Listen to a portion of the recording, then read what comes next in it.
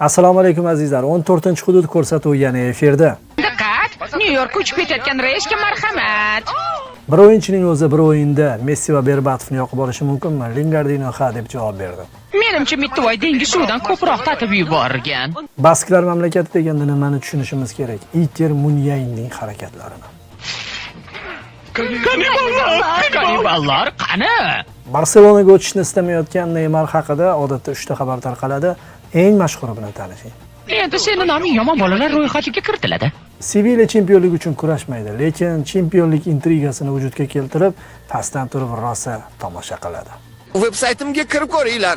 Uzluksiz efir ketyapti. Qanday uxlashima tomosha qilasizlar? Hech kim Realning g'alabasini kutmaganda, marhamat, ajablanishingiz mumkin.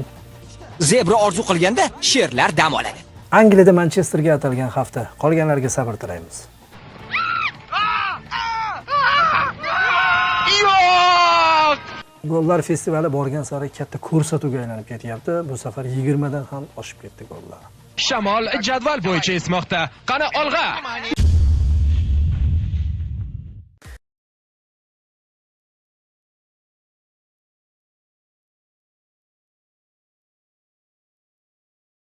Terma jamoalar ishtirokidagi o'yinlardan qaytgan futbolchilar klublarida milliy chempionatda o'z o'yinlarini o'tkazishdi. Hamma nihoyat klublar ishtirokidagi o'yinlar qaytganidan xursand bo'ldi. Endi bilasizmi, ikkinchi seriyasi bo'ladi, ikkinchi bosqichi bo'ladi. Chempionlar ligasi, Yevropa ligasi o'yinlari, Yevrokuboklar milliy chempionatdan-da yuqori turadi.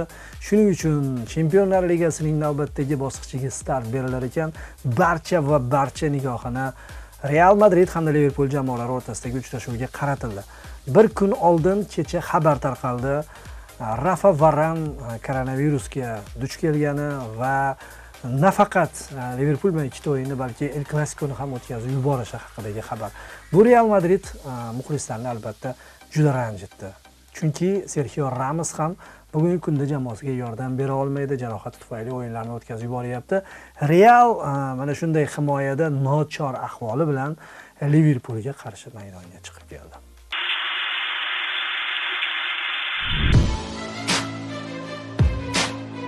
Liverpool APLda himoyasini tuzatgandek edi. Yo'q, Chempionlar ligasi biroz boshqacha musobaqa. Unda Real bor, raqib muammolarini ko'rsatib bera oladigan qudratga ega klub.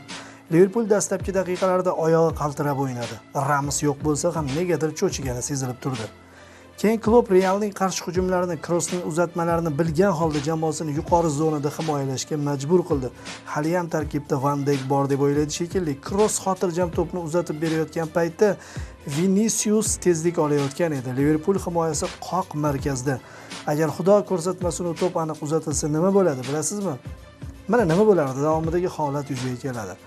Viniga to'p o'tadi, axir Nathan Phillips baribir to'p himoyachi emas-ku, Kabak ham. Braziliyalik winger hisobni ochadi.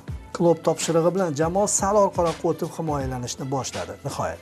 Lekin nemis jallodi uchun uzatmalarga imkon qoldiraverardi.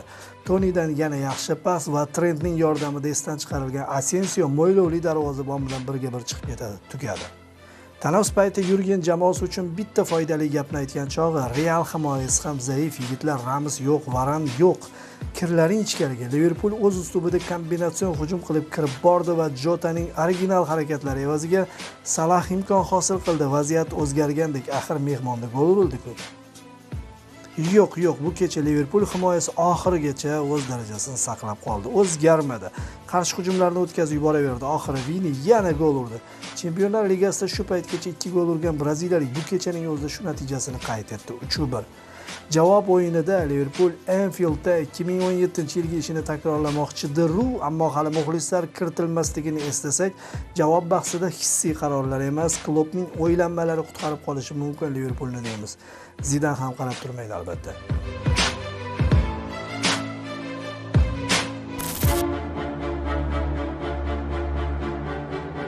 Ikkinchi o'yin. Man City Borussiani yanchib tashlaydi deganlar xato qilishdi. Man City Borussiani yanchib tashlaydi deganlar topishdi. Qanaqa deysizmi? Hisob tomonlama. Dortmundda javob o'yinidan umidi bor. Manchesterliklarning goliga javob bera olishdi. Javob ham ayni Borussia uslubida amalga oshirildi. Holland bir o'zi 3 ta futbolchini chalg'itishi va kimnidir birga chiqarib yuborishi mumkin ekan isbotladi. Royce hisobni 84-daqiqada tenglashtirgandi. Nahotki Yana Pep chorak finalda falsafa suqib qolib ketsa-ya degan savollar yangradi. Xavotir paydo bo'ldi. Lekin 90-daqiqada urilgan g'alaba goli va uning ijrosida boyagi savolga javoblar bor edi. Kevin De Bruyne top so'rayotgan Cancelo'ni emas, kadrdan ham naridagi ikki ochiq qolgan, bir-biriga pas berishi mumkin bo'lgan Gundogan va Fodenni ko'ra oladi. Dahshat. Golni oddiy nishonlashadi. 2-1 degan hisobga emas, jamoaning g'alaba golini xotirjam nishonlashiga qarang. Mana shunisi yarim final masalasini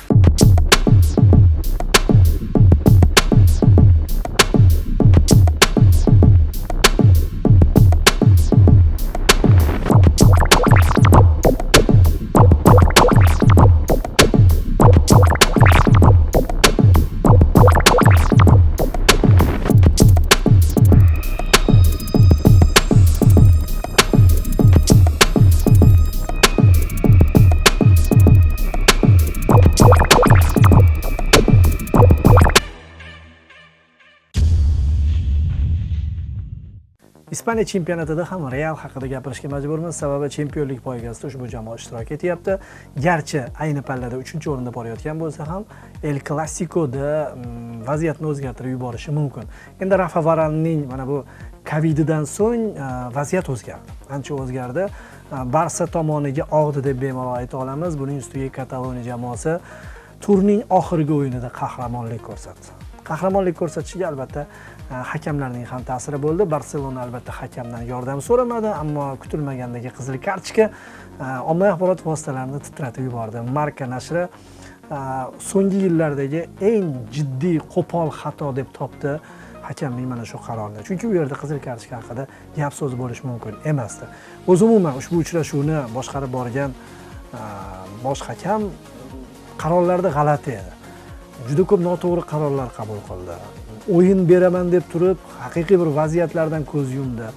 Qo'polliklarga e'tibor bermadi va oxir-oqibat o'zi bir qizil kartochka tortmaydigan qo'pollikni maydondan chetlatish deb topdi. Yoki hammasini Planoga ag'darib qo'ygandek. Plano undan sal avval penaltiga sababchi ham bo'lishi mumkin edi. Yodingizda bor, jarima maydonchasi ichida Barselona futbolchisining qo'liga to'p tegib ketgan edi. U yerda endi VAR ham aralashdi, VARning qaroriga qo'shilamiz. Ammo qizil kartochkada VARning aralashmagani, aralashgan bo'lsa ham vaziyatga to'g'ri baho bermagani juda ko'pchilikni hayron qoldiryapti. Barselona baribir o'zining golini topardi deb o'ylayman, ammo 11 ga 11 o'ynaganda Kataloniya jamoasi darvozasiga ham to'p kirib ketishi mumkin edi. Chunki Valladolid aynan qarshi hujumga tayanib o'ynadi. Qarshi hujumlari juda xavfli bo'ldi. Katta-katta bo'shliqlar qoldirdi. Barselona asosiy e'tiborni hujumga qaratganligi uchun shu bois baribir hakamning xatosi mana shu chiroyli o'yinga, Barselonaning ajoyib o'yiniga soya tashlagandek bo'ldi. Uchrashuvning 90-daqiqasida Usmon Dembele tomonidan kiritilgan gol Barselona jamoasini 2-o'ringa olib chiqdi. Va endi El Clasicoda juda ko'p narsaga oydinlik kiritiladi.